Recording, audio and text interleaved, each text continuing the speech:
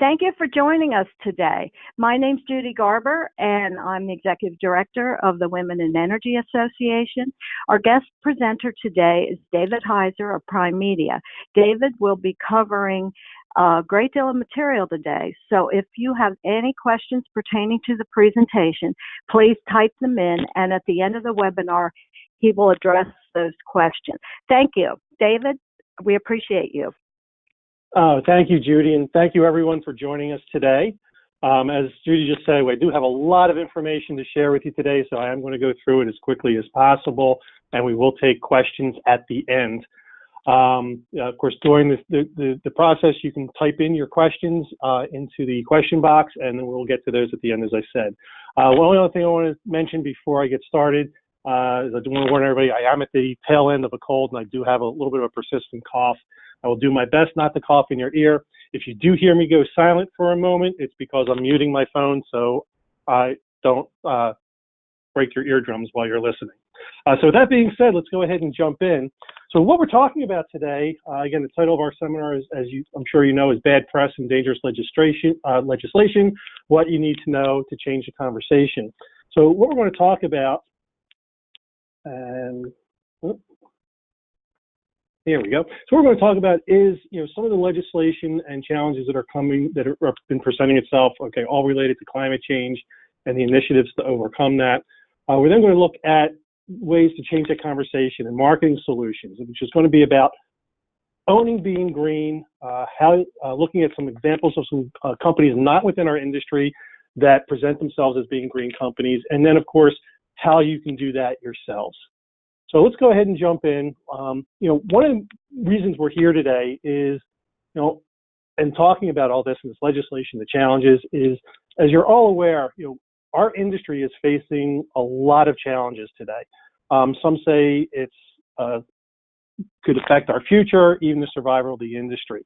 Now, over the past 50 years or so, there have been a lot of other challenges that we've seen. Now, some of these have had teeth, some of them had more bark than bite. But the thing I want to be clear is that make no mistake that the challenges we're facing now, this is not a Chicken Little or the Boy Who Cried Wolf scenario. This is serious. So it's not a minor bump in the road. This is something that we do have to be aware of and something that we have to face head on. And that's what we're here to talk about today. So looking at some of these challenges, first one I'm going to talk about is the Regional Greenhouse Gas Initiative, also referred to as RGGI. Now, this is a mandatory market-based emissions program in the United States geared to reducing CO2 emissions. Now, it is essentially a cap-and-trade program, which we have seen before in other areas, but what makes this one a little bit different, and it's one of the reasons why it is also gaining popularity, is that there's a slight twist to this, because what they're doing with the revenues that are generated from the cap-and-trade is they're actually turning this into what's referred to as a cap and invest program, meaning that the majority of the revenue that is generated is going to be used then towards energy efficiency projects and renewable energy investments. So it's gained a lot of popularity. I mean, this program has already been adopted by multiple states, including Connecticut, Delaware, Maine, Maryland, Massachusetts, New Hampshire, New York, Rhode Island, and Vermont. Now, Pennsylvania, it was presented, the legislature had turned it down, but then in October, the PA governor, which is Governor Wolf, signed an executive order directing the DEP to come up with rulemaking that would initially make Pennsylvania part of RGGI. Now, that is actually under legal challenges right now, so we're still waiting to see what the outcome is going to be. But the bottom line is that the Regional Greenhouse Gas Initiative has grown a lot of strength and is there and is going to be staying there and just growing in more momentum. As I said, the purpose of the legislation is to reduce carbon emissions. It is targeted at power plants under the Clean Air Act. And again, it is regional and market-based carbon reduction programs. So as you said, it's gained a lot of ground so far, and it is growing, but it's something to be aware of. The other big initiative, which is very popular, we hear a lot about, is the TCI, or the Regional Transportation and Climate Initiative. Now, this is focused on gasoline and diesel used for transportation. So it doesn't directly target heating oil, nor does RGGI. But what it is as these grow in momentum and gain a foothold, it opens the door for possible future action related to the heating oil industry as well. So these are very serious implications that we're facing. As I said, there's a lot of challenges, and these are very serious challenges to be aware of. Now, there are other initiatives that are going on, and I'll cover some of those as well. Just to give you an overview of how many there are, is when we look at the Mid-Atlantic and Northeast region, virtually every state has some type of initiative either proposed or already legislated. The greens are already passed. The reds are ones that are being proposed and are under review. So we'll take a little bit closer look at some of these just to give you a better idea. Now, on the plus side, one of the initiatives that we've seen, and which is a benefit to us, are the biofuels and bioheat legislations. So these have been passed in multiple states already: Massachusetts, New York City, Rhode Island, and actually are pending in Maine and Rhode Island. Now, Rhode Island had already passed legislation, but they're looking to increase the percentages of biofuels in the blends. Now, on the flip side of that, of course, we have the different carbon taxes and pricing legislations. Those are pending in multiple states, as you can see. Electrification legislation, of course, this is one that gets a lot of media attention. We've heard a lot about this electrification, and we know that there are issues with electrification. But again, it looks good to legislators, and they get excited about it because they think they're doing a good thing. So we see there's pending legislation in multiple states for that as well. Emissions reductions legislations passed in Maryland, Massachusetts, and New York City. Again, pending in Maine, New York, Pennsylvania, Rhode Island, and Vermont. And then we have the others, TCI, which I already mentioned. It's a Transportation and Climate Initiative. The LCFS, that stands for the Low Carbon Fuel Standards, and other cap and trade type programs that we already kind of talked about a little bit. These are all related and very important. Again, they're pending in multiple states. One thing that is interesting here is two states, New Jersey and Virginia, actually looked at prohibiting these types of initiatives. Now, in New Jersey, it's still pending, and Virginia, unfortunately, vetoed that bill, meaning that it did open the door for these types of initiatives and legislations to be passed. And again, they are pending in multiple states, as we saw. So the bottom line to all this is that, while the heating oil is not currently on the chopping block, it is in the crosshairs. Because as these legislations and the different bills and initiatives take hold, it's only going to be the next step to then expand those to target other fuels, including heating oil. So this is something that we had to be aware of. It's something that we have to, as I said earlier, is take on head on. And this was one of the reasons why back in September at the Heat Show, there was actually an oil heat summit that was held, and there was over 300 people that participated. It was a great event, a lot of discussion about this. And what was discussed there was, again, what was the situation? Okay, what is the solution and what is our strategy? Well, the situation is, again, referring to the current industry health status, looking at all the legislations and initiatives that we were just talking about, and others as well. Again, all that are looking at phasing out carbon-based fuels. Okay, our market, we know that we have aging population, we have the challenges from natural gas, electrification, and other impediments that we needed to be aware of. The solution, and there's the good news, is when we look at trying to achieve a reduction in carbon emissions, we have in oil heat and through bioheat, we really have the only true pathway to net zero emissions. And we'll talk more about that in a moment. So the solution is there in front of us. It's something that we've already had as an industry, and it's something that we're going to continue to grow. So the strategy now, of course, is delivering that message. And what's important is that we have to deliver that message as a single voice. So that means from an industry level, from local association levels, and from company levels, we have to get that message out that we are a green industry. And how do we do that? So that's one of the key important things about this, is speaking as one unity, getting a message out there, and getting that message out to our customers, the public, the media, and the legislature. All very important part of this process, and that's what this was all about. So at the summit, what was then presented, which has become referred to as the Providence Resolution. That resolution was passed at the Nephi Heat Show back in September, And since it has actually been adopted by many state associations and even local associations throughout the industry. The resolution, if you're not aware of it, calls for a 15% reduction in CO2 emissions by 2023, a 40% reduction by 2030, and net zero carbon emissions by 2050. So we can achieve this, of course, through increasing the percentage of renewable liquid fuels present in bioheat. That's what the resolution was about, and this was put out there. Now, again, this was a starting point, okay, when this resolution was presented, and even the other associations that had adopted it. It's a starting point. It doesn't say how we're going to do that completely. That still needs to be worked out, and there's already been several follow-up meetings throughout the industry to discuss this, and that will continue to be discussed to come up with a plan to create the pathway to achieve this. Again, it's not going to be easy. There's going to be some obstacles, but the key is to be involved.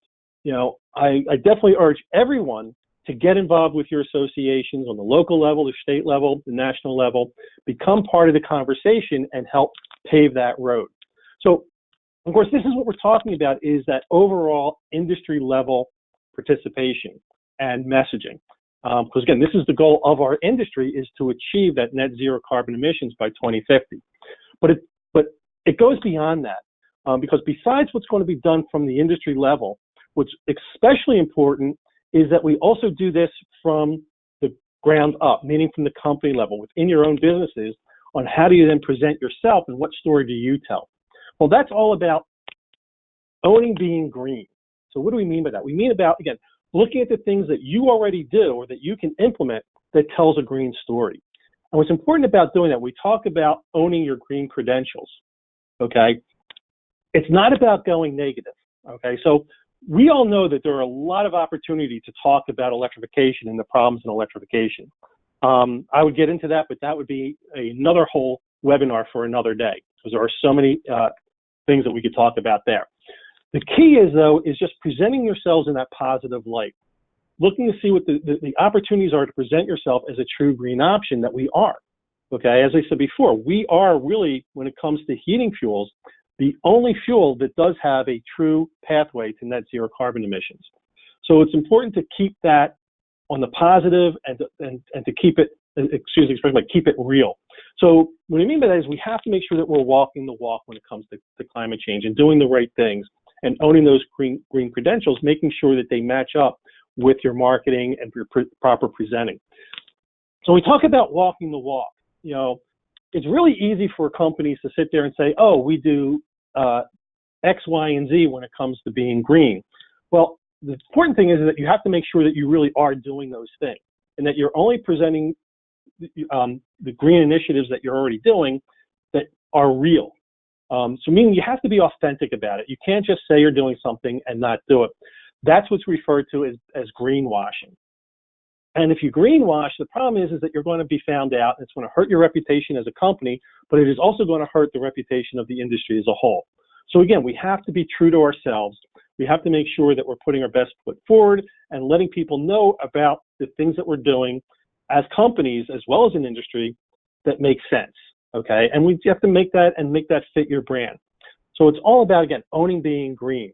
Now, we're going to get into how to do that as oil heat companies, as comfort companies. But before we look at that, I want to give you a couple examples of how other industries are doing this.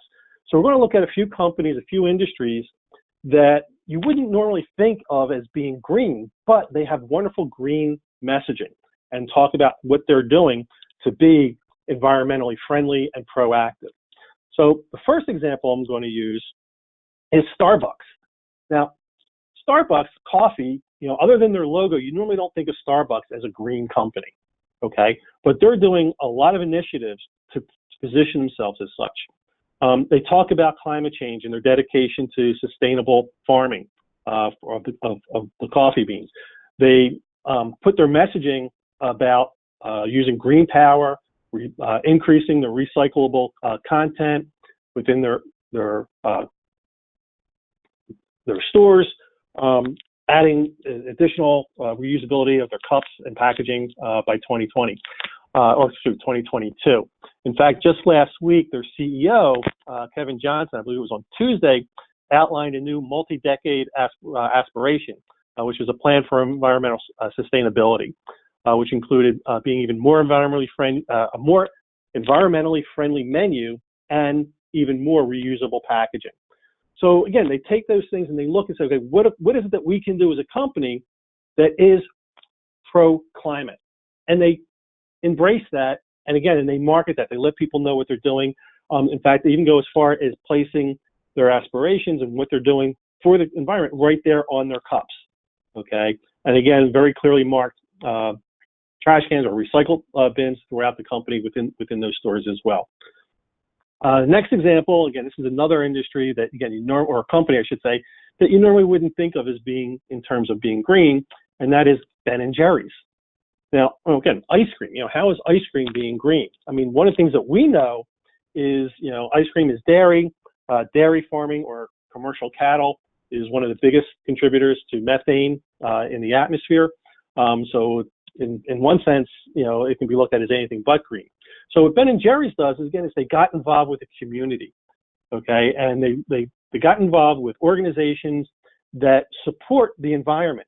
So again, these are support groups focused on both social and environmental justice. And again, they talk about what they're doing within their organization using green energy and other initiatives to help with that green story. So there are a lot of things that can be done. Next example is IKEA. Okay, now IKEA, pretty much everything that they make and sell is either made out of wood or plastic. So not exactly what you think of in terms of being environmentally friendly. So IKEA does is, again, they focus on a sustainable future, both people and planet focused. So what does that mean? It means, well, they talk about responsible forestation, again, making sure that the forests are being utilized properly. They talk about being involved with, again, sustainable resources, using renewable resources. On their website, you go there, they have a whole thing about their company. Again, the different boxes, a couple of ones that are very important to point out is at IKEA, they focus on renewable energy. They utilize currently over 441 wind turbines in addition to solar panels to generate power for their locations. As I mentioned before, they're responsibly managed forest initiatives and other things. So again, they talk about all the things that they're doing to help offset the climate change and what they're doing in a positive manner to make an effective change and be responsible. So these are all great examples. The next example I'm going to turn to is in transportation. This we've seen, I'm sure everyone has seen from time to time. Again, we've seen the natural gas powered vehicles, propane powered vehicles, and again, we can talk about the truce to natural gas, et cetera. But the reality is that it still reduces greenhouse gas compared to traditional gasoline and diesel. Now, on the plus side, of course, which we do want to embrace, is that the vehicles that are available, and many of you may already be utilizing some of these, are the biodiesel-powered vehicles. Some great examples of this, we see in public transportation. Nebraska has the soybean-powered bus. U.S. San Diego has what they call the Green Line. Even over in England, they have the Bio Bus. And again, these are vehicles that are clearly marked, and again, promoting the fact that they are using alternative energies to be environmentally friendly. And again, these are the key points to all this, is that we want to emulate these companies. We want to follow these types of examples. Again, we want to promote the benefits of using bioheat, renewable energy liquids as heating fuels, as transportation fuels. And again, we want to just make sure that we're showing that as a company, we are being green. So now, how do we do that as individual companies? Okay, as we said, it all comes back to owning being green. And what are your green credentials? Well, the biggest green credential that we have in our industry is bioheat.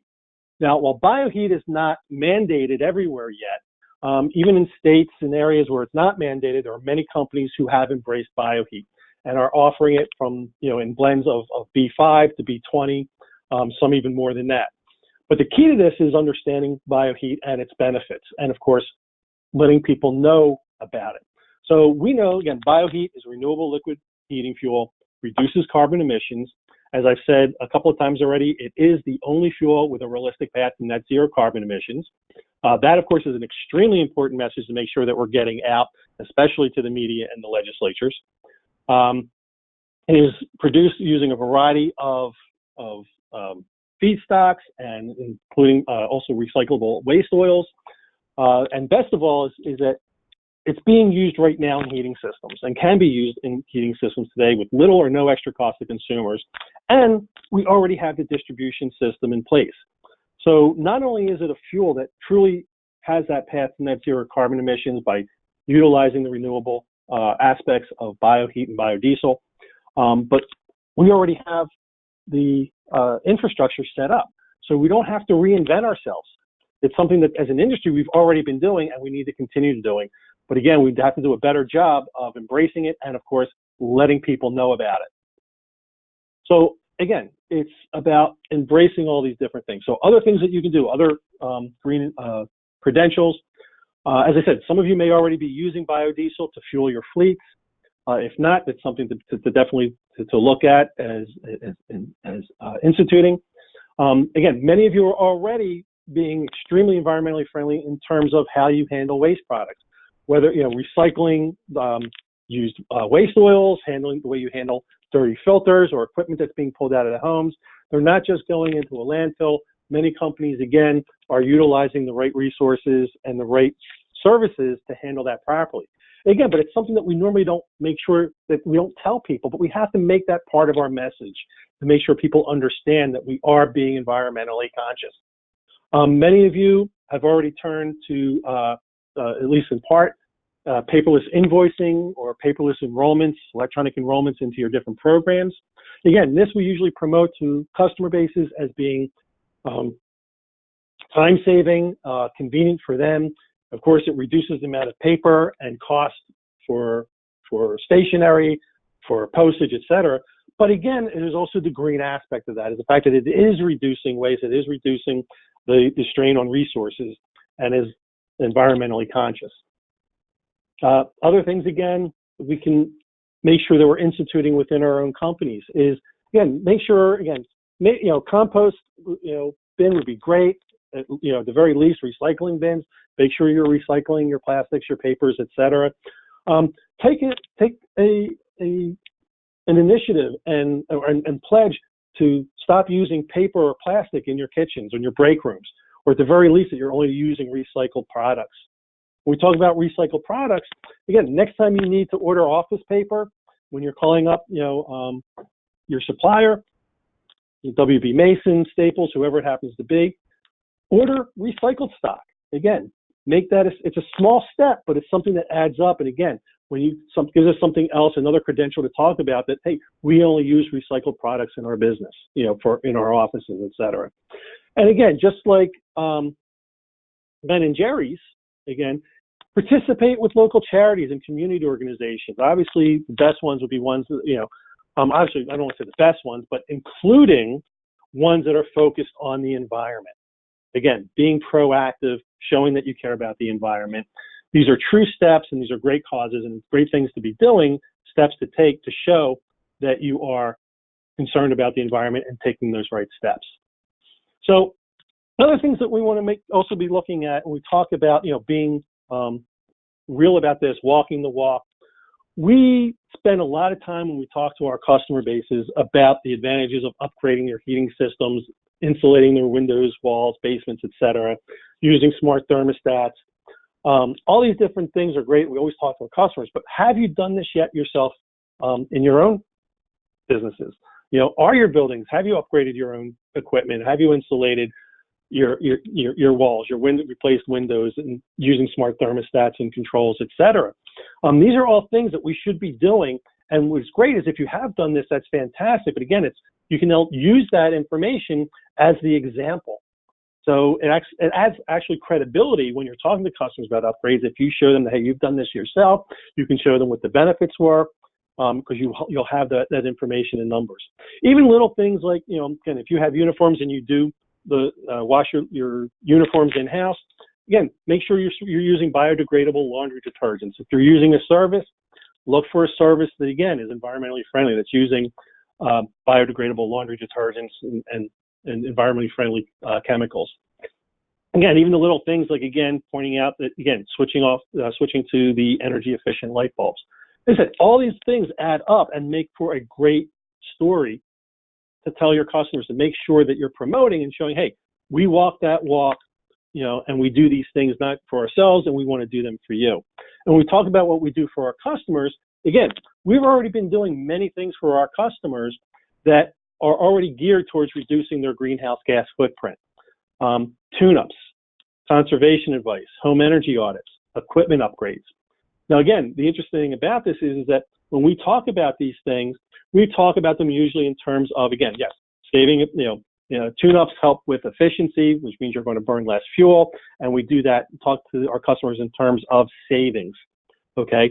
But the other part of that story is that it helps reduce their greenhouse gas. So we just add that to that part of the information we're giving them to set that bigger picture and show those advancements, and again, to give credibility and to your company and to those green initiatives and your green credentials. The bottom line to this is that, we need to overcome the misconceptions that our industry has. There are many out there, they've been out there for years. We're not looked at as being green, when the reality is we are. And we are moving in that direction more and more every day. Hence the Providence resolution and the direction that the industry is looking to take. So it's important to understand, again, it's not just the product that's cleaner and greener, although it is. Again, when we look at BioHeat, again, whether you've got a B5, B10, B15, B20 mixture, that is a greener product. It is a greener product, especially as we get up into the higher blends. It's one of the greenest products for heating that is out there. And we need to show that. We need to show them that we believe in that and that we believe in our other green initiatives and our green credentials. So it's about overcoming those misconceptions, as I said, and we need to make sure we're getting that message out there. As I said earlier, we need to target our customers, the public in general, the media, and legislators. That's what makes and moves that needle. That's what gets people to understand the big picture of the industry, the fuel, our companies. We are concerned about the environment with climate change, and we are taking steps to overcome that and make the world better. That's a great message to have out there, and it's one that the public embraces. And it's important, especially when you look at the fact when we go back and consider all the different legislature and initiatives that are targeting the existence of carbon fuels. There are people out there, a lot of these initiatives are geared towards wanting to get rid of us, to get rid of heating oil completely. But the reality is that we have the answer. We have that true, sustainable, green energy road to net zero carbon emissions that nobody else has. So we need to do that. We need to look at, how do we get that message out there? It's important to do. So how do we do that? Well, it's easy, actually.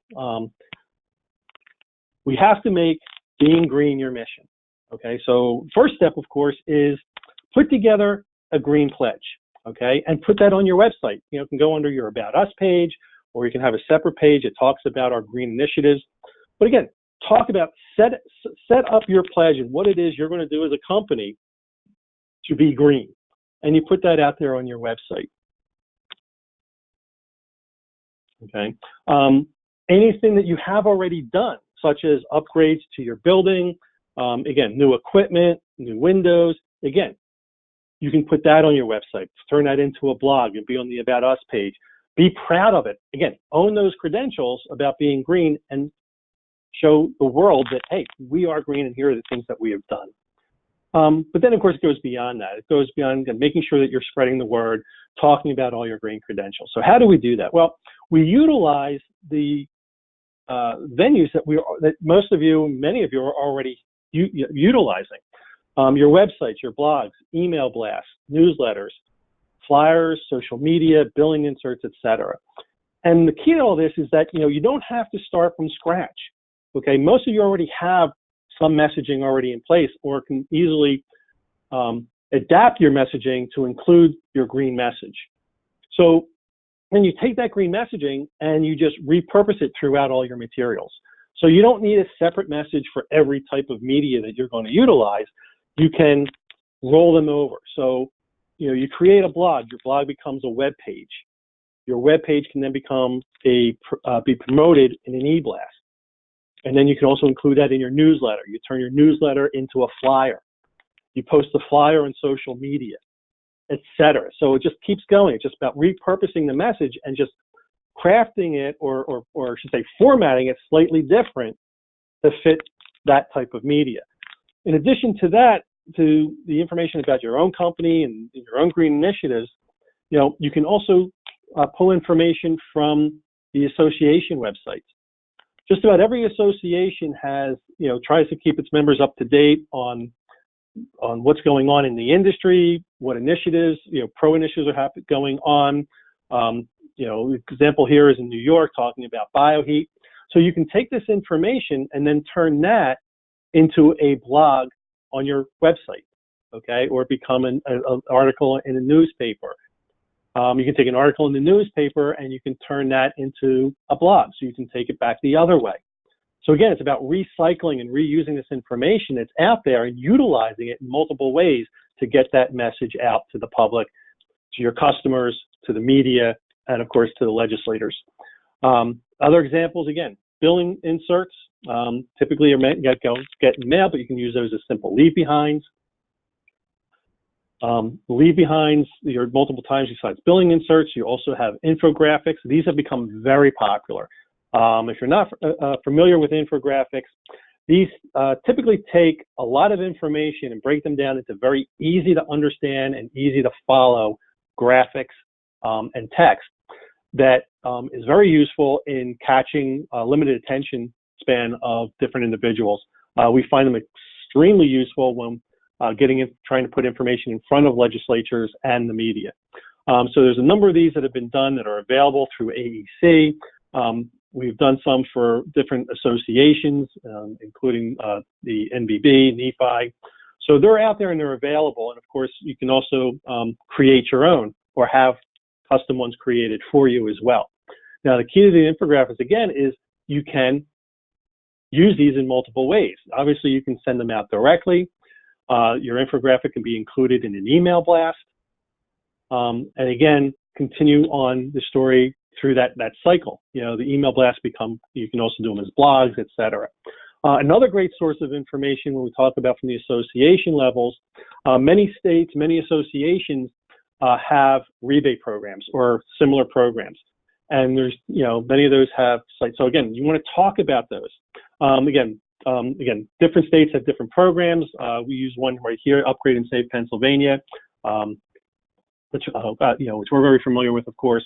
But you can utilize this information as well. And the other thing too is these programs, in many cases, you'll have the portals, and on those portals, they have information and marketing materials that you can also use to spread the word about the program, spread the word about being green, and how the rebate program helps you upgrade higher efficiencies. And again, you tie in the green aspects to that as well.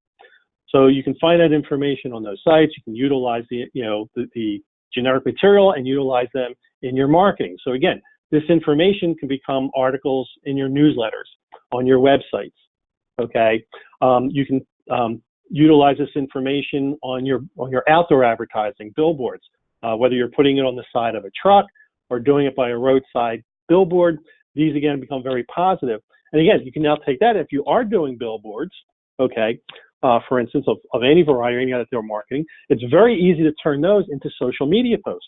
Simply take a picture with your cell phone and post it to your social media page. So again, it's really easy to just take that green messaging and utilize it throughout the different venues and different media outlets that you already have available. Again, your website, your email blasts, your blogs, etc., and just get that word out there and keep it consistent. Okay, and again, also keep it positive, and again, walk that walk, and do not greenwash. So again, there's, as we just saw, there's a lot of things that you're already doing as a company. Some of you are probably doing even more initiatives than I've even mentioned here today. But again, make sure you're presenting them in the proper light. So the bottom line is it's really easy to maximize that green message. Again, just as I said, use the multiple marketing tactics, and remember to spread that message out throughout the public, the media, and of course legislators as well. So now, if you do need more information, you need to build on that information and you want to expand on it. Again, there's more content that's available out there. A couple other really great sources for information that you could use for your green content. Oil Heat America, oilheatamerica.com, great source, a lot of great information on that website. As I mentioned earlier, AEC has a lot of great content, brochures, brochures, handouts, billing inserts, etc. Really good information. You can just go to AEC website and obtain those resources as well. Also, when it comes to AEC, this past fall, there were several areas in which AEC was running radio spots. There were two basic spots. One was pro-bioheat. The other one was pointing out the problems with electrification. There were a couple different versions of this. There was also even a NOAA-friendly version. I'm actually going to play these for you quickly just so you can get an idea. Now, these flights have passed, but it's important to understand them because, again, and support AEC and similar initiatives because, again, hopefully then, of course, come the spring, we'll be able to do additional flights. So I'll go ahead and just play one sample of each of these.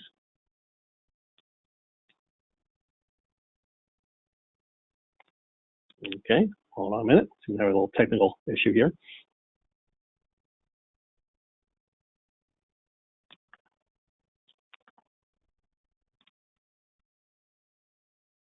I apologize for that. It worked yesterday when we were testing it. If anyone does want to see these are actually on the AEC website, so you can be able to go and listen to them as well. I do apologize that it didn't work today. So as I said, you can go to the AEC website. A lot of this information is either under the About Us page or within their store. So again, a lot of great information to be aware of, a lot of information that will help you spread your green content, your green messaging, and readily available. Again, you have your own green credentials, you have the industry green credentials that we can utilize, and as we said, it's just very important to make sure that we're getting that information out. So just a quick recap of everything we talked about. Again, we do know that electrification is one of the big challenges that we're facing. We do know there are a lot of issues with those. As we said, that could be a whole webinar in itself.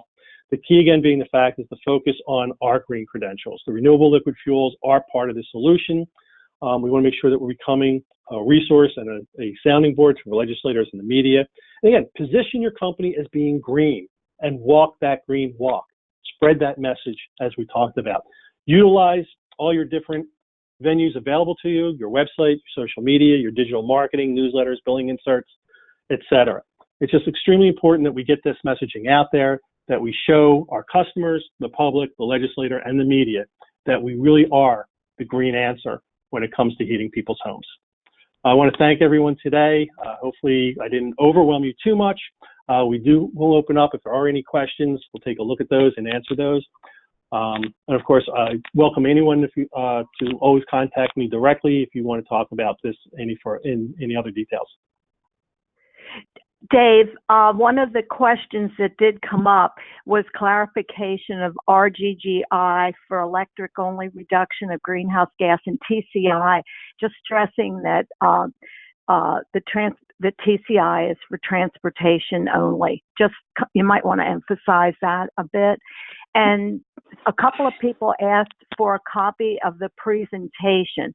That'll be part of the taped webinar that they can look at online. So I just wanted to make mention of that, that it is available for members on the member side of the website. I don't see any other questions. So yeah, just to reiterate, when we look at some of these initiatives, the RGGI and the TCI, currently these are focused and directed at transportation fuels. They are not targeting heating oil. Actually, one thing I did forget to mention, actually in Maryland, there is a bill that is expected to be presented. It has been presented in the past. It is not passed to date, but again, that will actually target heating oil in Maryland with a carbon tax, I believe up to, they're looking at 12 cents per gallon carbon tax. Now that hasn't been passed. It still hasn't actually been officially presented yet. I've been waiting on an update from Ellen from MAPTA And of course, we can keep you posted accordingly for anyone in Maryland. I'm sure you're probably aware of this. So the point is that while most of the initiatives out there, the RGGI and the TCI, are not currently having heating oil in its crosshairs, they were definitely next in line. I mean, it's something that can open the door to that, and it should be taken seriously. Again, it's great news that we're not targeted directly yet, but it is something that will most likely be coming down the line, and it's why it's important to get ahead of this.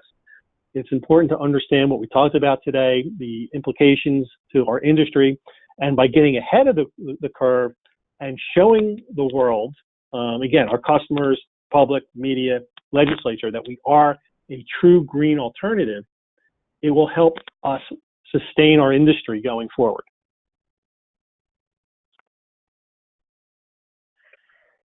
Thank you, Dave. I believe you've covered all the comments and questions, and thank you everybody for tuning in. Bye-bye. Okay. Again, thank you everybody. Last thing I'll just mention is if you do want to contact me directly, of course, you have our office phone number there. You can contact me through our main office. Also, I added here in my direct line phone number if you want to reach out as well. Thank you again, everybody, for joining us today. Have a wonderful day, and look forward to hearing from you in the future.